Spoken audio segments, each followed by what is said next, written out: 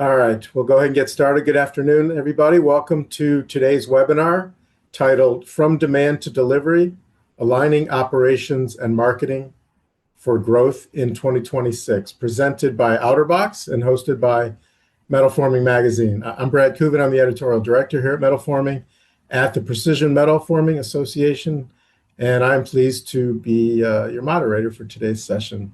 Before we get started, just a few notes about today's meeting.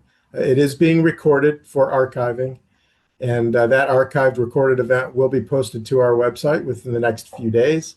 We'll let you know via email when that recorded webinar is available for viewing online and sharing with others.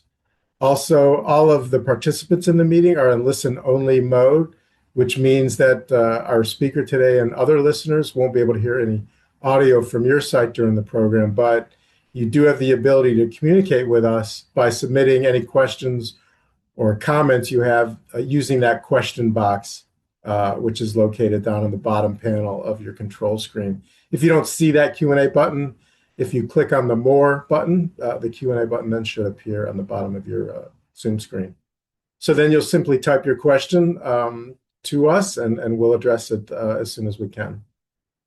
So now it's time to begin today's webinar. Manufacturers have kicked off 2026, many have with cautious optimism and a clear shift. All of this is according to OuterBox's 2026 Market Pulse survey, which shows that operational efficiency now outranks the importance of scaling marketing and adopting new technology. Companies are doubling down on what they can control: readiness, capacity, and delivery. So in today's session, we're going to hear how manufacturers can align their marketing with operational readiness and evolving buyer behavior by using digital trust signals to capture demand that they can then fulfill. So our speaker to cover that topic today is Josh Blankenship. Josh is the Director of Business Development for OuterBox. And so Josh, the floor is yours. Awesome. Well, thank you, Brad, and thank you for everyone for taking some time out to with us this afternoon. Like Brad said, this is a really fun topic, and it's obviously very pertinent for a lot of what you guys are facing in your businesses here in 2026. You know, how to be strategic with your resources and precise so that the organization kind of can behave as one team. And we'll talk a lot about some of the different facets and levers of control that we see organizations using to get smarter and more organized, to basically drive the growth that's strategic that they're looking for. So go ahead and share my screen here. A little bit about OuterBox. So we've actually been around for an agency for 20 years. We're proud PMA members. I've been with the organization for going on 13 now. We're based out of Akron and out of Houston.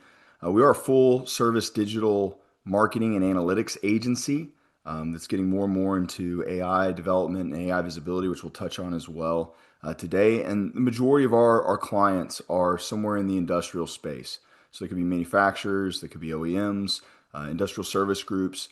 So the majority of the tools and strategies we talk about are all predicated upon longer, more complicated technical buying cycles and the types of things that, you know, our clients are doing to focus on the right types of work that they can grow with, lifetime value of customers, and how can they use different systems to not only articulate that strategy externally, but then to be more organized internally as they work between sales, marketing, and operations.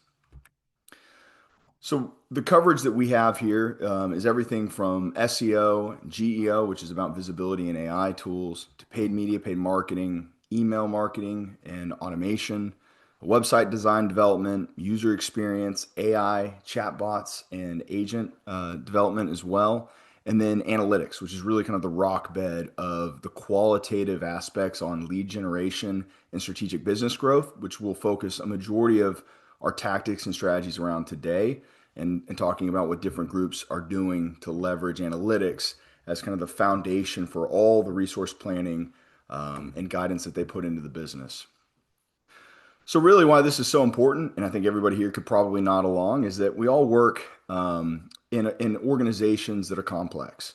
And so there's natural checks and balances between the different goals that different departments bring to the table, and we have to be able to work as one unit to reduce friction and actually grow. And so sometimes that means strategically saying no to the right things. It also means being able to find out where you're misaligned potentially in the marketplace. And where are you finding opportunities that are coming in that constantly stress the organization or don't allow for maybe strategic pivots that you're trying to instill? And that could be emerging sectors, new capabilities, new markets that you're trying to enter, and maybe some of the kind of the residual, we've always done it this way, is kind of holding those teams back. So when we think about where misalignment happens, it's often between, the business being positioned to win in areas that you don't have marketing visibility. It's sales teams that are continuing to chase the wrong products, low margin work that potentially is in front of them, but doesn't actually fuel the growth for the organization. It also comes from buyers that go through these different departments. And maybe they have one experience online assessing your capabilities, but they have a totally different experience when they actually work with sales or get handed off eventually to account management or operations leads. One of the central points is really on bullet four is defining these things. I think most of the organizations that we work with haven't sat down collectively to define, what does a marketing qualified lead look like? What does a sales qualified lead look like? What does operations capacity planning look like that they want to, so that we can actually take those quality measures, distill them into a metric, and then track against different marketing strategies, sales strategies, and other things that kind of get alignment across department functions. So we'll talk about how that work can be done, and then how that growth can create strain instead of momentum if it's in the wrong area. So not all revenue is strategic revenue. So we'll look at that.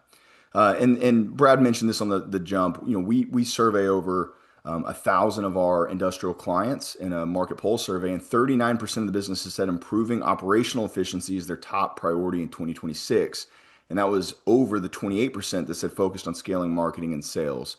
But as we all know, they're all interconnected. So you really can't separate one over the other, and you certainly can't work on operational efficiencies being misaligned with sales and marketing. So the 5 pillars that we'll look at here are about the right demand. So how is it that you go out and find the demand that aligns with ops or the strategic vision for 2026 inside the organization in the marketplace? How do you deliver confidence to those users as they're doing their research and assessing your potential fit to help them? How is it that you actually capture those opportunities, whether it's phone calls, form submissions, chat bots, and other ways? How is it that you actually qualify these opportunities that come in? So that's where we'll get into the scoring metrics on what does good look like across these functions. And then how do you deliver customer continuity and really kind of take care of the clients that you already have and customers that you have for cross sells, upsells, same source sales growth inside of your organization. So first thing is finding the right demand. This is from a Gartner study. You guys, if y'all are in sales capacity, marketing, you've probably seen this statistic before. And we see this all the time. And I have some examples in here. And what it's telling you is that by the time you hear from a potential new customer, they're already over the halfway through their decision to purchase or work with your group. And that's because the customer owns the journey. They get to do their own research, get on your website, competitor's website. They get to use social, maybe ChatGPT or LLMs from an AI standpoint. They're going to Google certain things, watch videos, read reviews, and they're going to assess your ability to help them against whatever pain point they're trying to solve.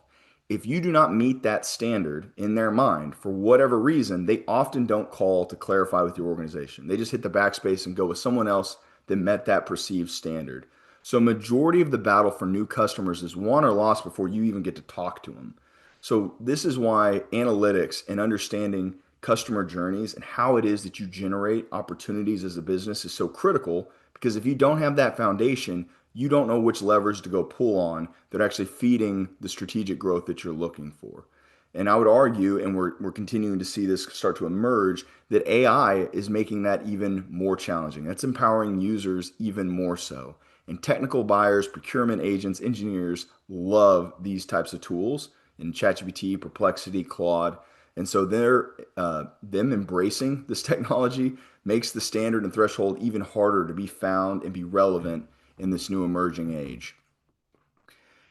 The challenge with that is that they own the customer journey and it's not linear. So you have to tie together an omni-channel experience. And so what that means is you have to have a consistent presence across the specific industries, applications, capabilities that you're trying to bring to the market, so that there's cohesion as people ping pong between the different channels that they use in the research process. So for instance, they may start a chat with ChatGPT and they're talking about an engineering challenge, maybe it's a capacity challenge, something in the business that's not working or an RFP that they're working on, and they're starting to source and become acquainted with different technology, service capabilities, and other things. That may spark an idea that causes them to go Google something, something they'd learned there. They go Google, then they find your website. So they come to the website. From there, they read for a minute and then they leave. But maybe they do some more research and you show up with a paid ad in that search environment. And then maybe later they open up Facebook or LinkedIn and your brand is there again to stay top of mind and position yourself against, one of the core capabilities or strategic growth objectives that you have in 2026. Then maybe they read an article later and your banner ad is there as well. So you've kind of cut weaving this net so that you bring this consistency no matter what they choose to do. And the thing is that users can come into this cycle in any starting point. So they will start in random places, they'll do their own research, and it's really important that you're thinking through all these touch points. How is it that you're experienced? And then what are the places that you can engage digitally? So for a lot of our clients that spend money on trade shows, potentially direct mail, maybe catalogs and other things, one of the objectives is think about if you're compelling at all in any of these conversations, one of the first things someone's going to do is essentially Google you, get on the website.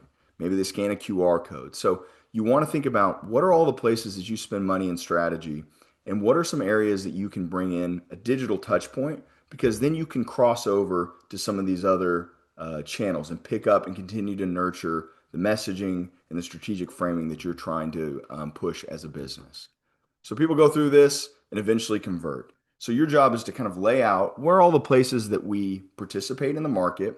What are these goals that we have, whether it's diversification, maybe it's a strength that we're bringing, it's a new capability. And then think about what channels allow you to go into those markets with the timing and expectations that you have. So we'll send you this deck as an example, but these are really the big channel pillars that we see a lot of our clients investing in and some of the different expectations that you can bring depending on what your strategy is. Your goal is not just traffic or clicks or not even just leads because not all leads are created equal. So you will get different behaviors from these different channels.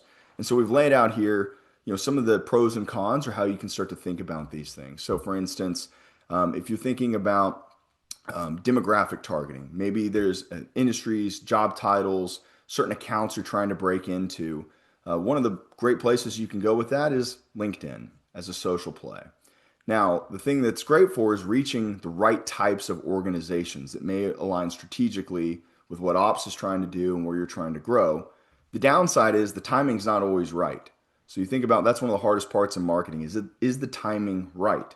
So if you're going for a high level kind of awareness play in key industries or organizations that you want to maybe onboard or introduce yourself to, you're going to be interrupting their day with a message, but you've got to play the longer game here about awareness and different messages that may resonate when someone's not directly in the market shopping or looking for a new supplier, vendor, a partner.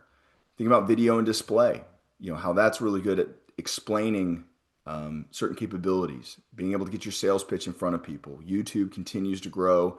Video consumption continues to be one of the highest growth categories. Video is a great way to explain yourself and articulate what your mission is and what you're trying to do to help customers in the market. Low to medium there. You think about your offline presence. You go to certain events, Fab Tech, local associations, publications. That's great for credibility and relationship building. Low to medium timing, but that's where the crossover on if you're compelling, what do you hope they do? You hope they open a social channel, open the website. How can you springboard another channel to market and work with those individuals based on that time? Think about directories, retargeting. That's when those ads that kind of follow you around stay top of mind. A lot of what happens in B2B and industrial buying is it's a team decision. So as you maybe have a great initial conversation or response from an individual, they're ultimately going to go influence their team. And so how do you think about targeting a larger group and a team to stay consistent? And then you get down the funnel. You think about high intent, people that are actually Googling, searching, maybe even talking to AI specifically about projects that they're dealing with in that moment. Very high intent and can be great for capturing in the market activity. And there's ways to do that strategically against operational capacity or diversification goals that you may have. And then existing and past customers. This is often overlooked. People become, really predicated upon new logos and new clients coming into the business, but sometimes taking a look at your own customers, potentially underutilized cross sells, upsells, or relationship capacity that could be expanded there can be really high when active. So we've ranked some of the different strategies and different plays that you may have, some of the use case and the timing signals here. But what is growing, and this is from the Gartner study that just came out at the end of last year, 61% of B2B buyers prefer a rep-free buying experience. So self-service is becoming a higher and higher expectation from customers that want to ask questions, explore, and get information without being sold to yet. So in here, it's kind of how we think about building a marketing engine. So think about awareness plays, branding plays. We talked about LinkedIn, offline associations, webinars, higher level awareness. Then you think about a little lower down the funnel as intent and brand based. So people that are Googling, people that use Bing. Bing is a great channel for a lot of our industrial clients. It can be very cost effective. We actually drive a lot of really high quality RFQs from Bing users. You drive them to your website. Then we think about, well, what is that user experience like? How well does your website communicate quality? How well does it speak to the goals that you've got within the business? Whether it's, again, industries, applications, certifications, materials that you specialize in, certain project types that you want to drive. These are low consideration, or these are high consideration purchases. There's no impulse buy here. So then you got to think about, well, we spent all this money generating awareness. How do we nurture visibility with those users? So when they leave the website, how do we remarket to them so that we show up consistently and drive them back to the website, ultimately producing hopefully a transaction or more likely a phone call or an RFQ form to the business. From there, this is one of the most underleveraged pieces of data in most businesses is what is the quality of the forms and phone calls that you generate so that you can measure against those operation and business goals, not just high level, did we get RFQs? You and I both know that if we just get an RFQ, we don't understand if it's valuable or worth the cost and expense until we know who they were, what they were asking for, and how well that matches up against that criteria we talked a little bit about earlier. Then you take that data and feed it back into refining your marketing channels. This data is typically isolated and locked for most businesses. It lives in random CRM records. Pattern recognition is not run, and there's a tremendous amount of value left on the table there. AI is excellent at scaling qualitative analysis against leads like phone call transcripts and RFQs, and we'll explain that in a minute. Goal is to help run against all of that. So one thing that is changing is the introduction of LLMs and AI growth. So I'm sure a lot of you use ChatGPT, Perplexity, AI. If this was kind of bi-directional right now, I'd poll the room on just what you guys use and some of the use cases. But every time I do a different engagement, the hands go up higher and higher, and the use cases have gotten more sophisticated. It is still, though, important to put them into context. So it is not a zero-sum game. So all the growth in LLMs and the use of AI does not directly replace that of search engines. And it is still an emerging category. It's a profound emerging category, and it's absolutely worth paying attention to. And we'll talk about strategies here in a second for it. But it's still about a 10-to-1 ratio in monthly visits to LLMs or AI technology for chats versus search engines. So you're looking at about 80 billion to 7 billion. Every time I use LLM, that's a large language model. ChatGPT, Perplexity, Claude are all large language models. So you can see just in context the size difference between the two. Search engines have shrunk a little bit in market share, and that's really kind of the first time that's occurred, down 1% year over year in total visits, about 6% in unique users. And the LLMs have quintupled. 38% of all US desktops now essentially log a session on one of these AI platforms. So the first piece of guidance here when you're thinking about this emerging channel and positioning strategic, demand and sales marketing generation, the first thing is about benchmarking. So this is a screenshot of an example of one of our clients where we benchmark how much traffic are you receiving from LLMs at all. And you can see this kind of growth starting late 2024 in the growth. The navy blue is ChatGPT, and then you can see Perplexity and others showing up. So we're seeing more and more fractured channel sources coming from LLMs. ChatGPT is still number one, but they're getting more and more competitive competition from their peers. And this is a mixture of doing the right things from a positioning and content standpoint. And this is also a mixture of just more and more people coming through these channels. So this isn't all just strategic work, it's just also showing the adoption rate as well.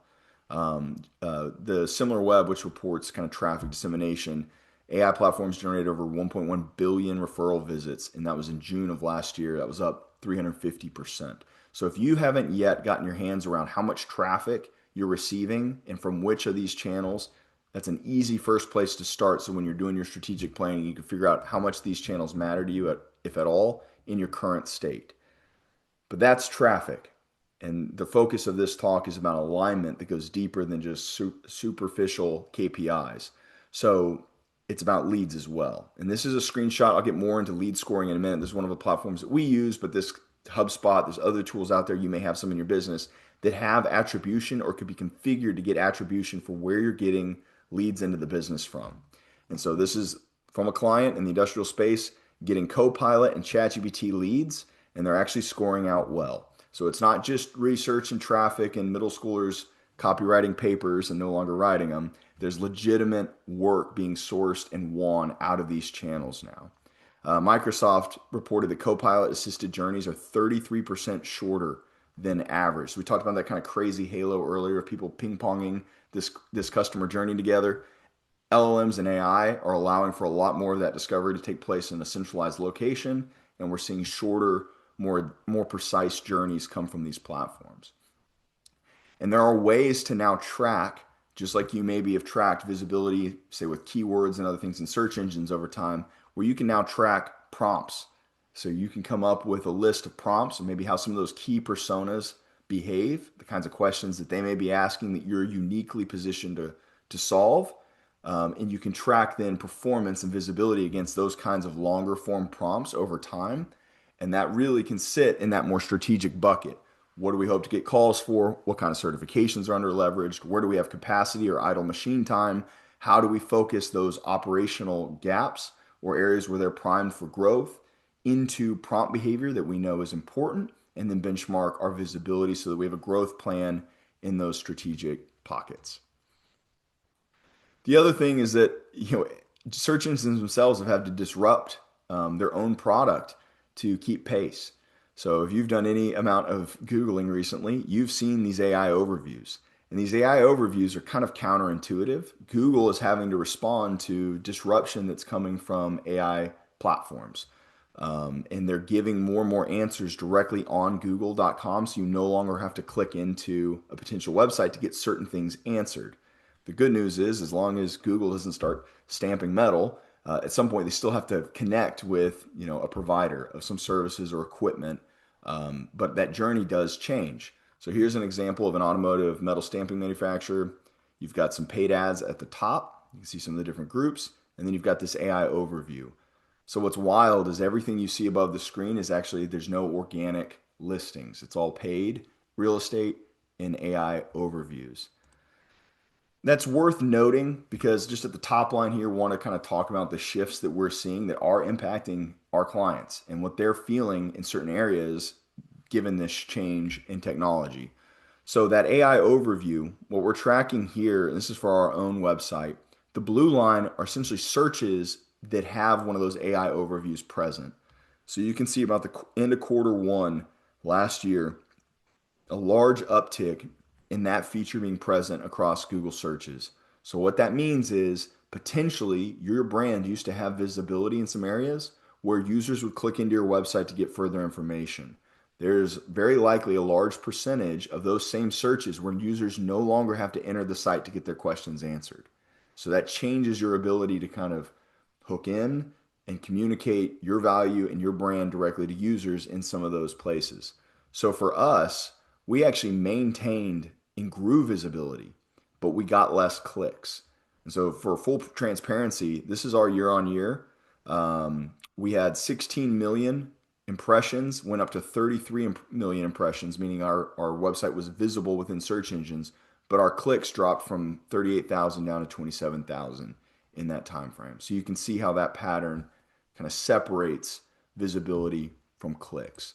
So if you haven't seen that, or maybe your intuition's telling you that something feels like it's changed, maybe on some of your lead gen channels, that can be part of it. So, our method for alignment on what the business wants to do, what ops wants to do in conjunction with sales and marketing, we have a method we call the Be Smart method. And so the Be Smart method is an acronym. So when you're looking at how that applies specifically to industrial and B2B, what we want to look at is like where's the capacity, where's the strategic growth for the business needing to occur, and then we will work, and you can take this same framework internally and work amongst yourselves. We take the Be Smart method as a marketing roadmap. And we say, okay, if we want to grow in EVs of some sort or some capacity within there, we want to take that vision and we want to permeate all of the different components that go into that work so that we can go out and try to attract it so we get the right kinds of leads to feed in the organization. So we may look at certain brands that are associated with that mission, that product type, that service offering, that end application. We may look at certain sizes, maybe large envelope or certain sizes is a differentiator that we're looking to fill. Materials are a really big one. Not just top line materials, but specific grades and alloys. Look at applications. Think about requirements and ratings, certifications, ISOs, other different components that you may have that are key differentiators or lend itself to growth in certain areas. And then type. So not just stamping, but maybe it's deep drawn. It's, certain elements that go more specifically to, again, that goal. So we take that and we start to think about then how do we go into the marketplace to attract based on those technical requirements that people will use. And so that really comes down to your website. So your sitemap has to reflect what you want to win. And there's a self-fulfilling prophecy here. So we worked with a fabricator that wanted to grow and sell more EV charging stations. They could fabricate, those stands, but they hadn't really done much of that work. They had one kind of organic opportunity that came in. They had changed up their shop floor just a little bit for capacity planning to build out and deliver on that project. But they're like, man, we want more. So you go to their website, and we don't talk about that as an application or an end market. There are certain, again, material types and other considerations that they wanted to speak to in that technical delivery. And so we go and publish it. And what you can find is that if you have growth goals, diversification goals, if you go talk about them on your website, even if you don't have a robust experience there yet, it's a bit of a self-fulfilling prophecy because you will get calls for what you talk about online. And it goes back to that 57% of the journey. If someone's trying to qualify you against their own standard, but they don't read that you have the capabilities or experience in certain end markets and so forth, they're not going to call you just to ask. They're just going to hit the backspace and leave.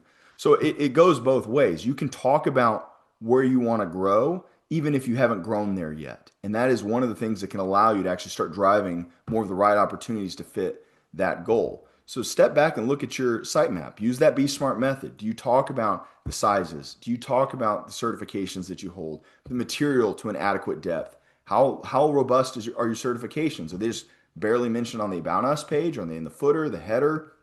Do you have content for them integrated throughout the site? So that's a really good place to kind of, what is our goal? Maybe there's a unique mission that we've got or area of growth. Can we vet it through that Be Smart attributes? And then can we take that audit when we list out all those different elements, and can we go look at our website? And then can we go apply that to other strategies and say, how well represented is this to someone from the outside that doesn't know us that can see this? So that's one of the keys. Search engines, AI, LLMs, they have a mutually beneficial relationship with you. If they're getting asked tough questions all day, especially growing technical questions, they have to give good answers. And so if you only have one or two pages that talk about everything you do, you're not as competitive as someone that offers up very specific expertise on different pages. So each URL becomes a piece of your real estate that can get indexed, can get sourced and returned. Really critical that you kind of take a look. And sometimes you'll find that the ops and growth goals are because you've got marketing and sales goals where you're not speaking to the level of expertise, or if at all, to the areas you want to see growth. Then when someone's looking at your website, they're trying to figure out your qualifications and they're getting a perception of your business. I've been in some beautiful shop floors where the website looks like a total train wreck. And it's a complete mismatch of how immaculate and clean, the shop floor is compared to how they look to the outside world. So buyers are taking longer to decide, again, kind of being truncated a little bit by AI, but they are researching more deeply and they're expecting more clear proof of value before engaging. And so this is an example of a website here where you can see the ISO certification, made in the USA. They've got the resources at the top, industries we serve, materials. They've got their different service and capabilities all at the top. So that Be Smart method is represented right across the top line. Call it Don't Make Me Think. So they can immediately find all the different places they need. This is a video banner that's running. It looks incredible, gives the right impression, and allows someone to piece together these different elements that they're looking at or concerned about when potentially looking at a buyer. And so this goes back to the that example of that lead tracking customer journey software that we use. So this is a real inquiry that I think matches what we were hearing from a client. So they had deep inventory. This is more on, they're a distributor of steel plate on some kind of more exotic stainless steel alloys. So here's Bing coming through. So we basically built a separate campaign specifically around their inventory. And that's one of the mechanisms. If you're not having that conversation with your agency or internally, you've got to have a cadence in which this stuff is being communicated and regularly being revisited so we can move and shift dollars depending on where capacity or backlog is occurring. So we go after 347 steel plate here, stainless steel plate, in the priority campaign. They come in. So they land on that page. So go back to that Be Smart. You're not going to get calls for what you don't talk about. So we land them right on a 347 page. They immediately can confirm the dots. These people have at least the material I'm looking for. But that's normally not the full calculus that they're going through. So what is their very next click? Certifications. Well, let me go see how qualified these folks are, what kind of certifications they have. There may be a specific one they have to have for the project. So that's their very next click. If that click can't occur, they may just leave and we miss that whole journey and we don't even know. The very next thing they clicked on was in the industry served down to aerospace. And then they submitted a quote. So in their mind, they're like, I've got to have some 347 for some kind of aerospace application.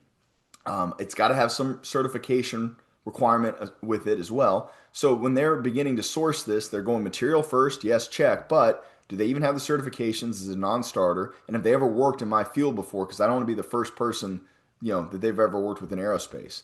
They check those dots, a part of that journey, submit the quote, comes through. We've redacted it, but you can see aviations in the company name and what they're looking for. So this is that customer journey that you've got to facilitate that's both strategically aligned with the org and then also leveraged by digital to mature it before you can actually get the opportunity and remain competitive. The other things you want to do here is make sure, if you haven't, looking at your website, like how easy are you to get in contact with?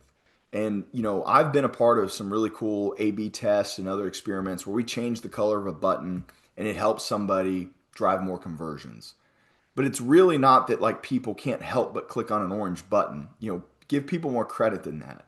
They're going through all of the things that we just saw on the previous slide on, are they certified? Do they have the inventory? Are they credible? Where are their locations? What's their experience look like? When they're ready to move forward, the onus is on them. You've got to earn that. It's about clarity and confidence. So do they have to kind of go down through the footer and find a random sales at email address that they have to open up Outlook and write you an email and a subject line and kind of just be like, hey, to whom it concerns, I hope you can help me with this project? Or is it streamlined where it's super easy to get in, it's obvious how to get in touch, the next steps are clear. We do a lot of that for alignment. So not only is there an RFQ button or a contact button, but then are you able to articulate what happens when they actually contact you, who you're going to hear from, how long is it going to take you to get back to them? Those are all really good signals that demystify that conversion point, and we see drive incremental opportunities into the business. One of the other things I'd recommend that you can start exploring are web assistants or chatbots on the website. So like I said earlier, I've been doing this for 13 years, mostly in this industrial sectors, and I've been anti-chatbot vast majority of my career. And that's because chatbots, historically, the automation was terrible. You couldn't trust them to answer technical questions, so it was a credibility risk if this thing's answering questions inaccurate to engineers, procurement professionals. Or the option was to man it. And so taking some of your most expensive team members' time to sit on a chatbot all day is also a really poor use of time. LLMs and AI have changed that. So these are really cool ways to start engaging your customers. We've built one. There's a lot on the market. They're highly trainable. They're empathetic. They're professional. You can come up with decision trees now, where we can ask more qualifying questions to sort and weed out bad leads as well, or things that aren't a fit. People are more apt to engage with this type of technology than ever before. And then also you can track all the dialogue. And so that goes into what we'll get into in a minute about qualitative analysis on what the customers are looking for. You can mine these transcripts for really cool insights on what do people care about, what are they asking for, and use that to refine your marketing and position. So this goes to measuring what good actually looks like. So it's not just traffic growth. Some of my favorite case studies are actually, clients of ours where top line quote leads went down, but qualified opportunities went up that matched what ops was looking for, and they actually closed more, and the business grew. So if you do not have a qualitative measure in place that is shared between sales, marketing, and ops, that is one of the first things to do. And it's not easy work. And you definitely have to have leadership helping kind of run those conversations so you don't inadvertently get too narrow and too risk adverse. I think that's one of the risks that can happen here. But the alignment on what can be measured and scored qualitatively is really important to be documented. I think any one of you, I could probably put a quote lead in front of you, and you could give me an immediate reaction on, yeah, that looks viable and that looks like a good opportunity, or no, that's a waste of time. I can already tell. That intuition can be documented and how scaled, given today's technology and the other tools that we're starting to look at here. So this is a tool that we built that helps look at all the different leads that come in, where you can score them, good, bad, fair, and otherwise, and that can be done against a profile that you can write. How many, what the quantity is, what they in market, are they mentioning certifications, are there certain alloys, are there capabilities that they're referencing, things that align with what that aligned measure is. You can apply it, and then you can grade, leads, phone calls, and other things that you're generating. And it's so important to get that measure down, because that measure changes from just top line form fills and things that we're trying to get at the top line, which normally makes marketing happy. Sales is just trying to hit their number. So they may be selling anything, or they're selling the same stuff over and over that's not allowing you to evolve. And operations is saying, this is the kind of stuff, these are the good tells, industry application material, and so forth, that would be great to fit our backlog, our capacity demand, and you can centralize that. So this is what it looks like for us. We build a very simple matrix. It's a 1 to 5 scale. For us, anything that's a 3 and above is going to be marketing qualified, and sales qualified score comes in afterwards to review. But this was jointly written between us and operations. So we've got better documentation behind the scenes, but we are looking at domain authority. That just in our world helps us understand how long a business has been around. Yours might be top line revenue of an organization that you're targeting that really fits that ideal customer profile. But when we get a lead coming in, we may look at industry fit and then request type. So if it's a great industry for us, but the request is really odd, it scores lower. Or if it's an odd industry but a great request, it can score higher, and then you can see kind of how the matrix evolves from there. So coming up with a joint definition so you can score opportunities that come in beyond just top line quantity is critical, so that you can then actually tie those back to the channels and investments you're making that are driving the highest opportunities. And that sometimes is the more expensive investments. And that's why that metric is empowering, because sometimes it's a counterintuitive place to spend more money, where there's a higher cost per quote lead, or higher cost per click, or higher participation at certain conferences. But when you have that kind of back end metric, you're actually governing the business in a different position. One of the other things that we do a lot of, and you may have this in place, is call tracking. So when calls come in, we actually track all the calls. So when you think about, hey, this call may be recorded for quality assurance, if you have that in your business, or you want that in your business, there are a lot of great tools out there that allow you to record phone quality. The reason that's important is still a lot of this work takes place over the phone. And so if you don't have line of sight into how it is that you generate phone calls, and what's occurring in those phone calls, you're potentially missing attribution to over half to two-thirds of the value you're creating from the marketing and sales investments. We measure these and then we run that same sentiment score against the transcripts so that we can understand how well do those calls align with our goals, how many of them are solicitations or current customers or people that are applicants that are applying for jobs here, so we can actually just get through the noise and get down to the real signals and tie them back to um, the goals that the business has jointly.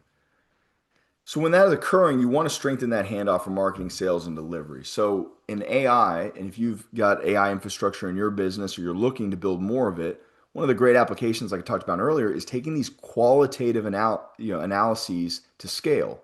So what's the quality signals of a great call? So we take those same calls and we'll work with the client and say, what would a good phone call look like? What does a good lead look like? And what do we want to measure against? And so we'll come up with a criteria, and you can see here, here's an example of call feedback. So now when you've got these transcripts, you can run feedback and coaching off those transcripts as well as scoring.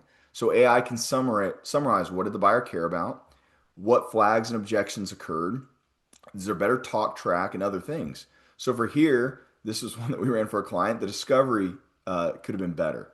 So in this, what's the application for? He learned it's a radiation field, but only because the customer volunteered it. So our team answering the phone was being very passive. We should have been doing more discovery. The prospect opened the door. We didn't go through it. You see pricing discussions that are occurring, follow-ups that we missed. That's one of the things we see the most. The prospect says, great, I'll send you an email, and we say, okay, versus us taking control, getting the email, and we're sending the email so that we remain in control of the buying process. So there's a lot you can learn from this insight under what's happening, the quality, and tying it back to the various channels. So this is what it looks like, kind of in the system. Here's another Bing lead. We used to just look at what calls were the longest as a leading indicator for quality, which is a terrible way. The biggest waste of times are also the longest calls. So you can see here are all the transcripts in here. And then below, this is where AI can do the coaching. So you can paste in the transcript. You can build agents that can automatically get this and put it into dashboards that can give your customer service leaders feedback, your sales leaders feedback. You use this jointly in those sales ops marketing meetings to score not only call volume, but what's related to it. And then also what are the pain points and things that the customers in the market is actually articulating. So you can see here it's running a score, pulling it, giving feedback for the different folks that answered. Really cool tools. This used to be all manual labor. These are the kinds of things that are now available to small to medium businesses where I think AI is giving the small to medium business a huge advantage to be able to compete like an enterprise. This is really where a lot of that work is getting done. I think AI is a really cool tool that we're seeing more and more of our clients use to basically hard code viewpoints from ops, from sales leadership, marketing leadership, coming up with a set of standards and then being able to apply it in different places of the business to understand how well they're doing against those soft details that really make or break things. Here's another example. This is from a client where we're working with their ops team on basically capacity planning. So they have some inventory that they keep in-house, but then they also go out and supplement outside inventory to compete for certain RFPs. Oh, here it is. And so the way that occurs is the business leads will go out and get these different quotes coming in. And the quotes are always laid out in these crazy formats. They're all unique and they're all in their inbox, which is not very helpful. So at the end of the quarter, when they want to look and say, well, what did we drive leads for that asked for materials that we don't typically stock that we had to outsource?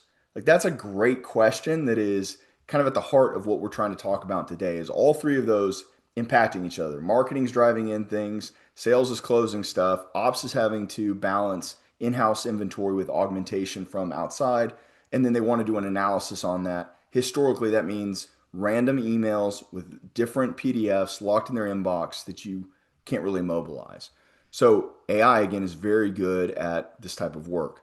So here's an example of a quote they get. It's been redacted for privacy, 15-week lead time.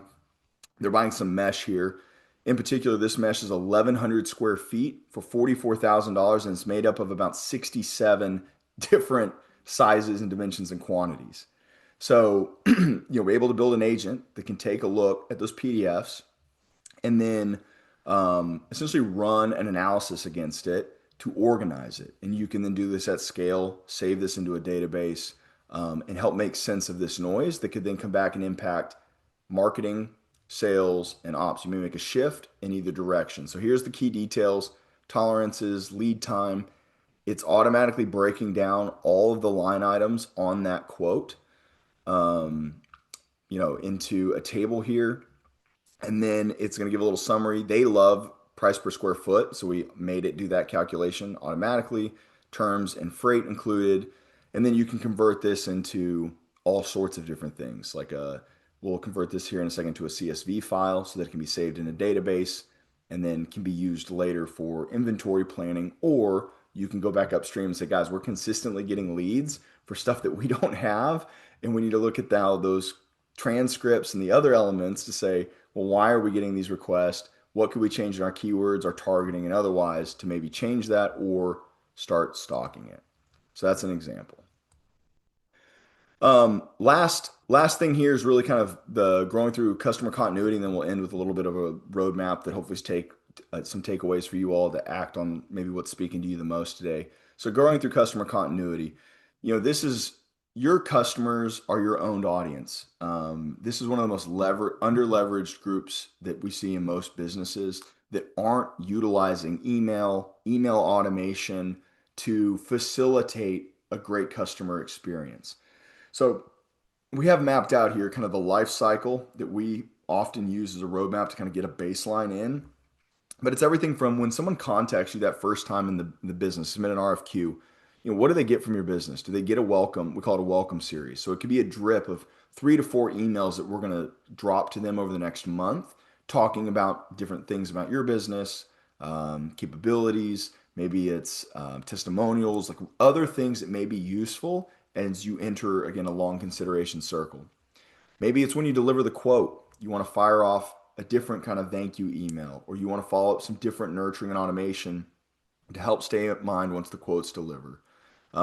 Maybe it's once the quote's viewed, depending on the software that you're using, or maybe it's after approval or during the project itself. Maybe there's key milestones that we'll work with our clients on with their ERP system where they're marking progression on a project, and we need to be firing off updates and automations out of those systems that are already collecting that data to the customer. So they don't have they stay informed. You don't have to spend additional time and labor on your team to stay organized, and you can keep them updated through, again, scaling these types of systems. Shipping updates. Then you think about advanced segmentation. This all starts with data. So working a lot with customers, maybe it's ops that helps take a lead on that. Who's some of the most profitable customers? They're doing the right work that you want to grow with. What do their behaviors look like? How do you cross sell, upsell, or message to those groups? Or how do you look at similar organizations that have that kind of potential to tag them, segment them inside of your data so that you can run these kinds of cross sell or maybe win back campaigns? We do a lot of that too. Or folks that quietly quit buying or the orders dried up a year or 2 years ago. How do you start re-engaging those dormant clients? So you think about the strategic work that maybe your business grew on in the past, or that is most aligned with who you're trying to acquire right now and spending all that money on marketing and sales. They could be in your ecosystem already, and simply automating and getting a new workflow out to them could be one of the great levers right in front of you to actually scale and get going again. Email becomes one of the highest returns on investment. People are the most expensive the first time they become a customer. So staying in front of them, growing with them, thinking about key messages and touch points is critical. Increasing that lifetime value.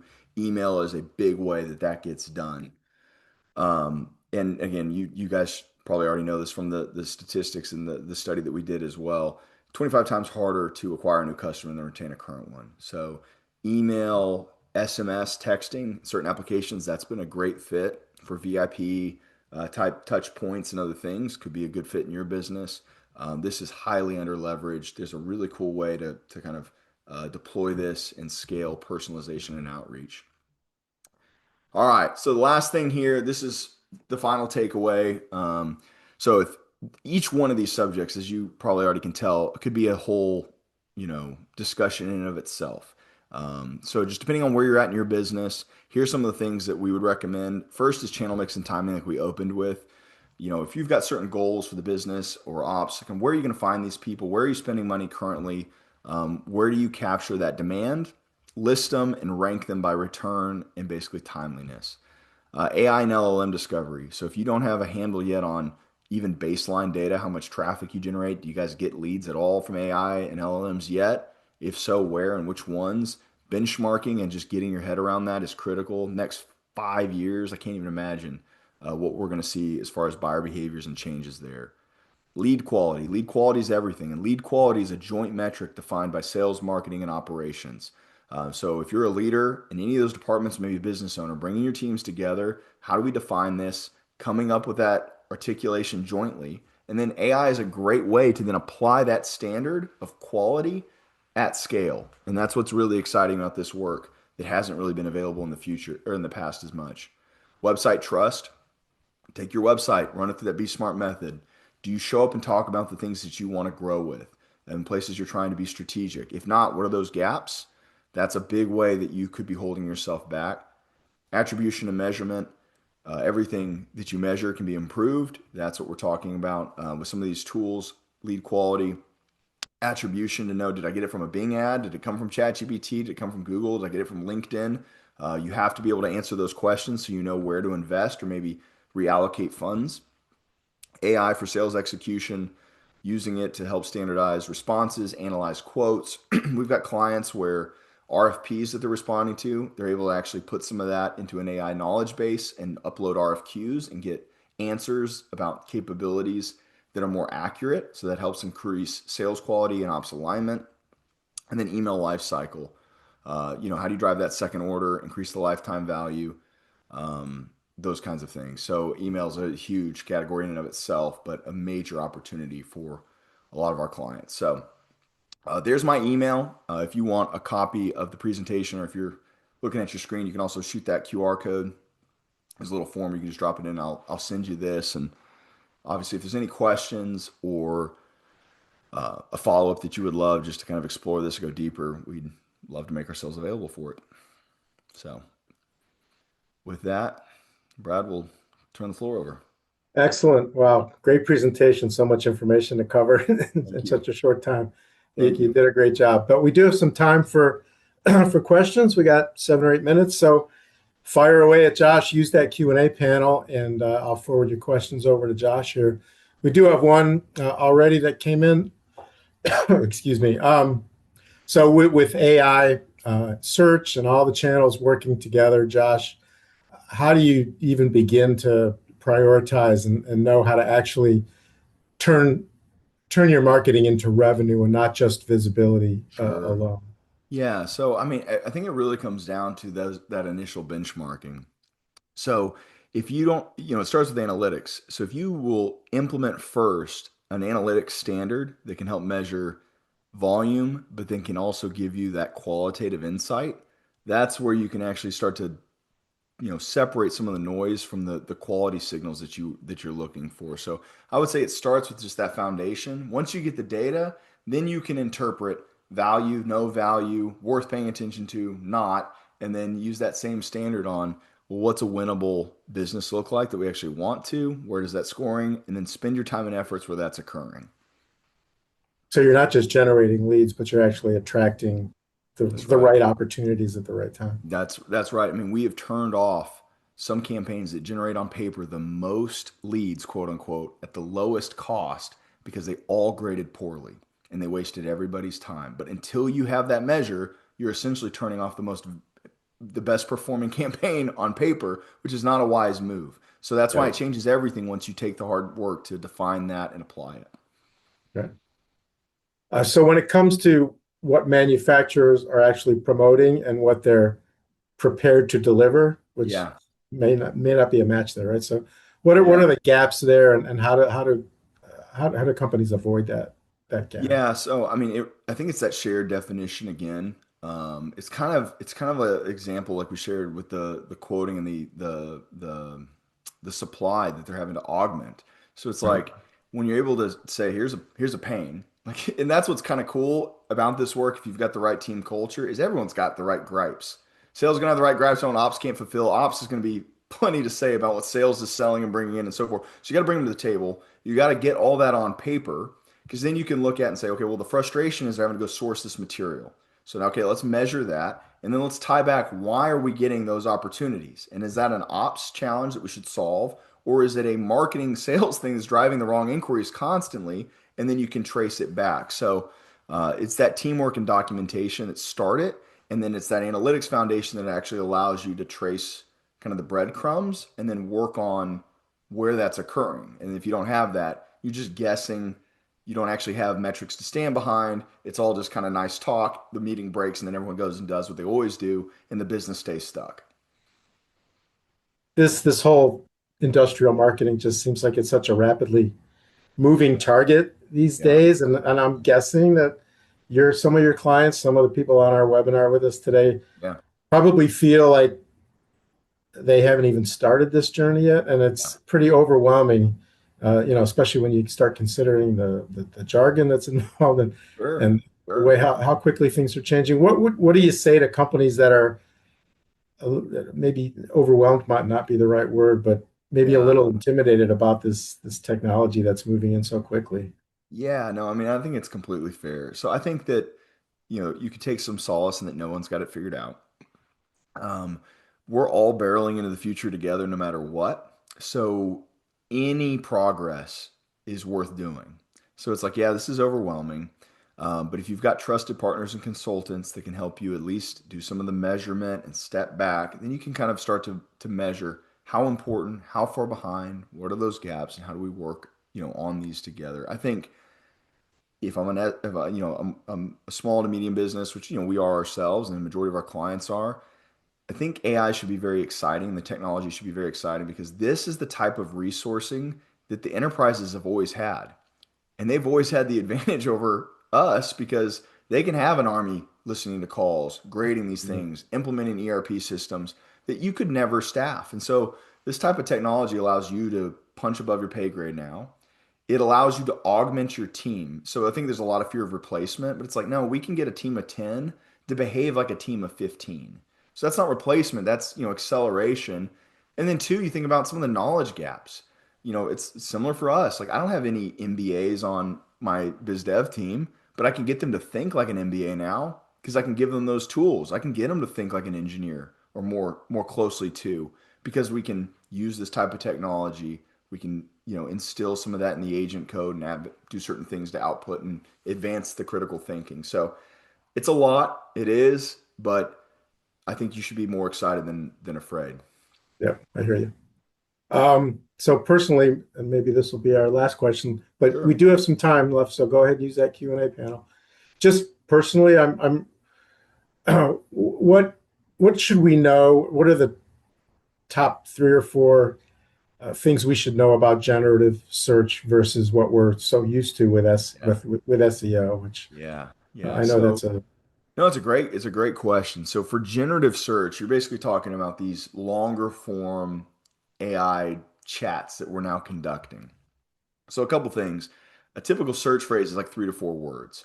Now, when you're talking about AI conversations, you're talking about multiple sentences and long form discussions that are very precise. So it's highly personalized, very technical, and people are taking conversations to AI that they couldn't Google before. Engineering challenges, specification challenges, metallurgy issues. I mean, all sorts of really deep kind of problem solving and collaboration that you couldn't Google prior. So it's getting very precise. It is thriving upon credibility. So benchmarking where you're having success and the type of content you're potentially going to produce in the future to kind of give genuine, deeper expertise to the market is increasing in value. And we're finding that the leads that come in are highly, highly qualified because they've been very precise in the guidance that they've been given. okay. And we're seeing too that in their comments, they're saying, hey, I'm having trouble with this thing. And I finally been led to you essentially via ChatGPT, which we can see. So it's a deeper journey. And these personas love this technology. So it's really important here. Do you find, to follow up with that then, Yeah, with an SEO successful sure. search, somebody's going to click on that link and go to your Yeah, website. yeah. With a generative search, do you get that same conversion to a click through to your site? Is there a different Niche. strategy for getting them to click through to? Because there's so much information right Yeah, there. yeah, I yeah. mean, So some of those screenshots earlier where it showed like ChatGPT, Copilot, etc. Those are direct clicks from links that AI gave that user that they clicked and then contacted.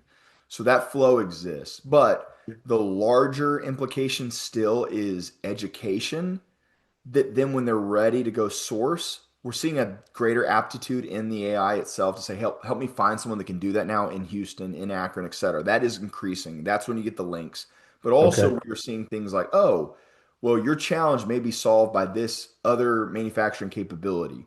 And so when they get educated to that, then they go Google that thing and click on somebody. So we're actually seeing them feed each other, but they may become aware of a certain manufacturing capability that gives more strength or whatever, and so then they learn about that. Then they go Google it to find a business to do it. And so they actually feed gotcha, each other. Both are important. gotcha. Okay. Crazy. All right, terrific. Well, we've reached the end of our time. Yeah. Thanks again, Josh, for what's really a timely and informative Awesome. presentation. I know we're going to be feeding a lot more of this information to our audience over the coming months and years. And thanks to all of our attendees today. We hope everyone found it to be valuable. And I know Josh's contact info was up there. So if you need more from him, go ahead and send him an email. And again, the archive of this program will be available within the next day or two on our site. So when it is ready and posted to our website, you'll get an email from us with that link, and then you can watch it again and share it with others. I know I'll be sharing it with some others even here at PMA. So again, thanks to everybody for attending. Josh, great presentation. Appreciate y'all. Enjoy Thank the rest of y'all. your day, and you can close your browsers now. Sounds great. Thank y'all.